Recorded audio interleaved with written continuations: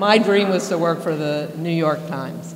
So I moved here with all the arrogance of somebody that doesn't really know how difficult that is. And of course, that did not work out.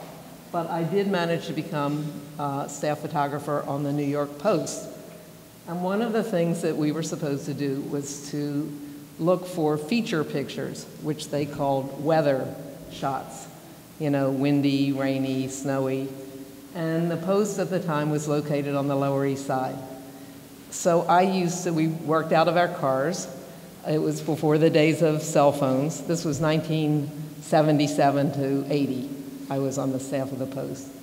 And we had radios. They radioed back to the desk so they could send us out on assignments. And at the end of the day, we had to come back and develop our film.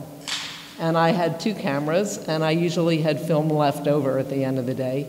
So I began driving through the Lower East Side, Alphabet City, which is now the East Village, looking for miscellaneous weather shots.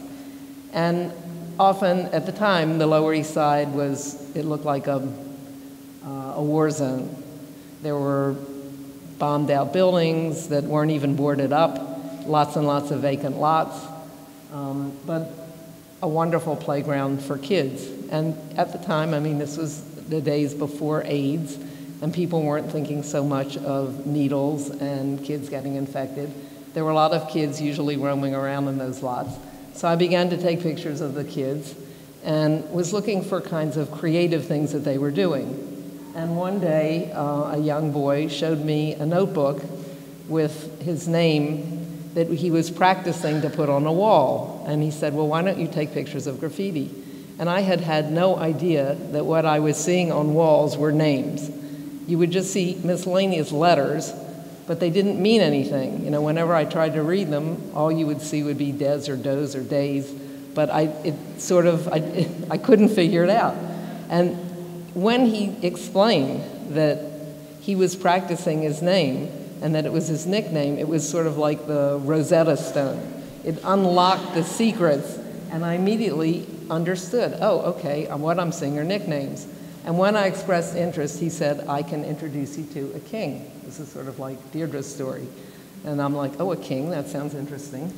And so I had a car at the time, and he came in my car with me, and he managed to figure out how to go out to East New York, which if the Lower East Side looked like a war zone, East New York looked even more so. And we arrived at a miscellaneous door and knocked on it, and it was Dondi's house. This is Dondi in this picture. And I introduced myself, and he said, oh, Martha Cooper. And he brought out his black book where he practiced writing his name, and in the front page of the black book, he had clipped one of those weather pictures that I had taken that happened to have one of his tags in the background. Of course, I was amazed that anybody would even notice this tag, because I wasn't like tuned into tags at the time. So he knew immediately that I was not a cop, for example. And, and that was my introduction, and it was a wonderful introduction. That was my entree into the world of graffiti. And I came back and recorded him, and he taught me like all the different language, and I mean, so many things. And I mean, it was really amazing to me that these kids were graphic designers and that absolutely nothing about graffiti was random. You know, what I had thought were random acts of vandalism turned out to be, you know, carefully crafted acts of vandalism. So, carefully prepared acts of vandalism.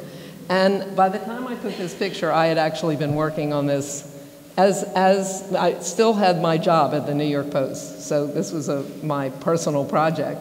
And it had been going on for about a year. And I had photographed all kinds of things. I'd started looking at trains, which I had never looked at before, and waiting for big pieces to come by on trains. I had photographed Dondi in his room, practicing all day long with his friends, practicing their outlines. But the one thing I hadn't photographed was going to the yards.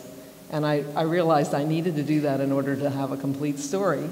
And I kept asking him, you know, can we go, when can we go? And finally he said we could go. And so I went. And this picture was taken after a night in the yards. So it wasn't simply a matter of running in and running out. And of course, we had to sneak into the yards. And of course, that was a risk, but it was a risk that turned out to be well worth it. And anyway, this is the best picture from that series. And eventually, I did get a book published with Henry Chalfant, who was working on similarly on graffiti. And that book sort of sent graffiti around the world. And I think this picture was kind of key, not because it shows how amazing the art was on the train, but I think it did capture the energy of painting a train and the thrill of painting a train and the intensity. And people know this picture. Wherever I go, they refer to this picture. So, of course, that makes me proud and happy. And I guess it is my favorite picture. So that's it.